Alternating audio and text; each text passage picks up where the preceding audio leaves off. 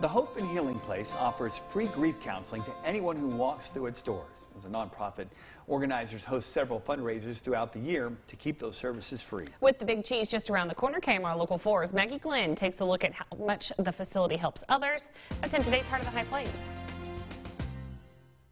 Candace Kirkpatrick is the program's director at the Hope and Healing Place, but her connection to the home started much before she began working there. In 2006, my youngest son Ethan passed away, and at that point in time my daughter was 5 years old. And so, like any parent, you're wondering, what am I going to do and how am I going to make this better? A friend recommended the Hope and Healing Place to Candace, and both of her children went through the program, taking part in each activity, like painting a birdhouse for Ethan.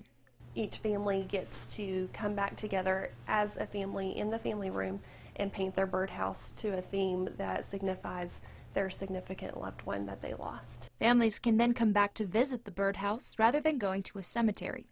There's plenty of other ways for children to work through their grief, like the Grief Feedie Wall and the Emotion Weatherboard. A kiddo came and grabbed their bird. They'll get a bird on the first night that they'll decorate and they'll put their name on. And she just kind of plopped it right there in the middle. The facilitator said, "Well, why would you put it there?" And she said, "Because I feel a little happy and I feel a little cloudy." Candace isn't the only employee at the Hope and Healing Place that went through the program. So my first contact with the Hope and Healing Place was through our half marathon.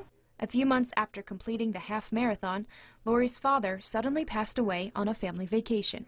So I didn't know where to go, what to do in that moment. I felt very lost in my grief.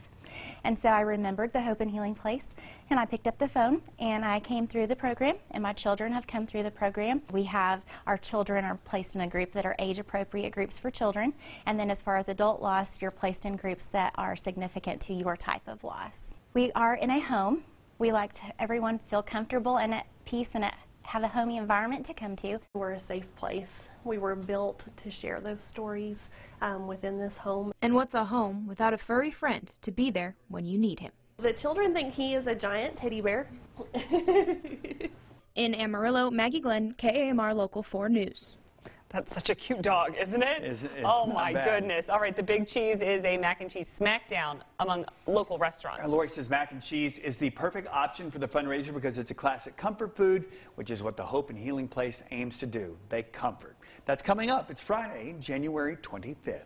For more on the event and how you can get involved with Hope and Healing Place, go over to our website, myhighplains.com. Very good. Coming up next, something comforting. Always. We always head back